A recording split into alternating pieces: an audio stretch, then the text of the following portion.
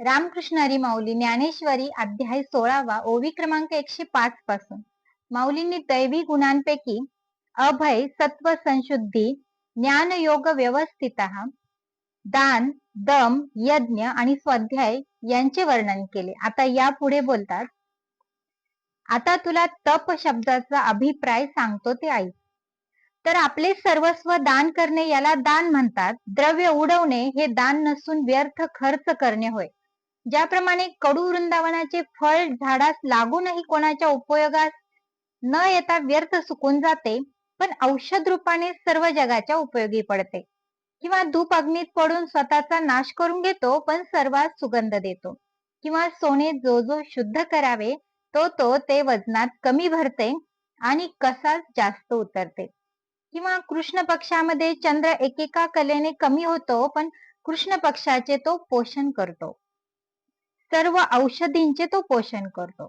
त्याप्रमाणे हे वीरा, ब्रह्मस्वरूपाची प्राप्ती होण्याकरता प्राण, इंद्रिय, शरीर यांचे जे झिजवणे त्याला तप असे म्हणतात. अथवा इतर जी तपे आहेत ती ह्या तपाप्रमाणे शुद्ध नाही. म्हणून हंस पक्षी जसे दुधात आपली चोच घालून दूध आणि पाणी वेगळे करतो, त्याप्रमाणे देह व जीव यांचे ऐक्य मोडून टाकण्याकरता जो जन्मतः हात घालून विवेकाने निराळे करण्याचा प्रयत्न तो नेहमी अंतःकरणात बाळगतो. आत्मविचार झाला असता बुद्धीचे विषयांकडील मार्ग कुंठित होतात. ज्याप्रमाणे मनुष्य जागा झाला असता निद्रा व स्वप्न ही दोन्ही आपोआप नाहीशी होतात.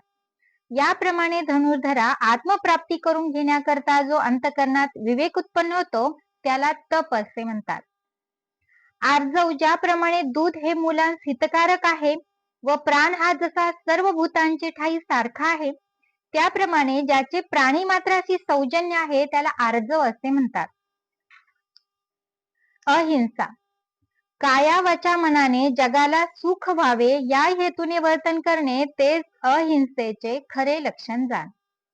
सत्य, आता तीक्ष्ण असून मऊ म्हटले म्हणजे कमळ, पण पाण्याचा भेद करून ते वर येते परंतु मऊ असते. किंवा चंद्राचे तेज पडते परंतु ते शीतल असते. जे औषध रोग्याला दाखविता क्षणी रोगाचा नाश करील आणि खाल्ले तर जिभेसही कडू लागणार नाही असे औषधच नाही. मग त्याची उपमा तरी कशी द्यावी? तर मऊपणा म्हटला म्हणजे डोळ्यातील बुबुळांवर घासले असताही ते खुपणार नाही व कठोरपणा पाहू गेले असता पाणी पर्वताचा कडाई फोडून बाहेर पडते. त्याप्रमाणे संशय निवृत्ती करण्यात जे लोखंडाप्रमाणे तीक्ष्ण असते, ऐकले असता माधुर्याला सुद्धा लाजवते, जे ऐकले असता कानासही त्याचे सेवन करावे असे वाटते व सत्यपणाच्या बळाने ब्रह्मापर्यंत जाऊन ठेपते. फार काय, परंतु त्याची गोडी इतकी असते की कोणीही फसत नाही व त्यातील अर्थ पाहू गेले असता त्यापासून कोणाच्या मनाला धक्काही बसत नाही. एरवी पारध्याचे गाणे कोणास गोड लागते, परंतु खरेपणाच्या दृष्टीने पाहिले असता ते मृगास घातक असते. अथवा अग्नी हा आपले कृत्य उघड रीतीने करतो, परंतु त्याच्या खरेपणास आग लागो. कानास मधुर लागणारे असून अर्थ पाहू गेले असता काळीच भेदते, ते भाषण नसून सुंदर विवशित आहे. परंतु रागावल्यावर अहित होण्याबद्दल बोलणे पोकळ असून लालन करण्यात पुष्पाप्रमाणे मऊ असते. असे जे आईचे स्वरूप, त्याप्रमाणे ऐकले असता ज्यापासून सुखाची प्राप्ती होते, परिणामी गोड असून कोणाचाही मर्मभेद न करणारे जे बोलणे त्याला सत्य बोलणे असे म्हणतात. अक्रोध, आता दगडावर पाणी घातले असताही त्यास अंकुर फुटत नाही किंवा ताकाची निवळ घुसळली तर त्यातून लोणी येत नाही. सापाच्या कांतीच्या डोक्यावर पाय दिला असता ती फडा वर काढीत नाही. वसंत ऋतू प्राप्त झाला असताही आकाशात जशी फुले येत नाही.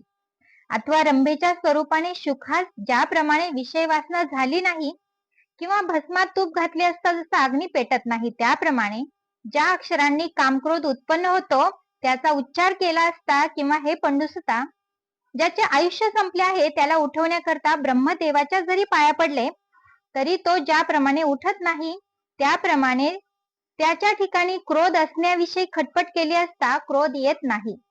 याच स्थितीला अक्रोधत्व असे म्हणतात. असे श्रीकृष्णांनी अर्जुनास सांगितले.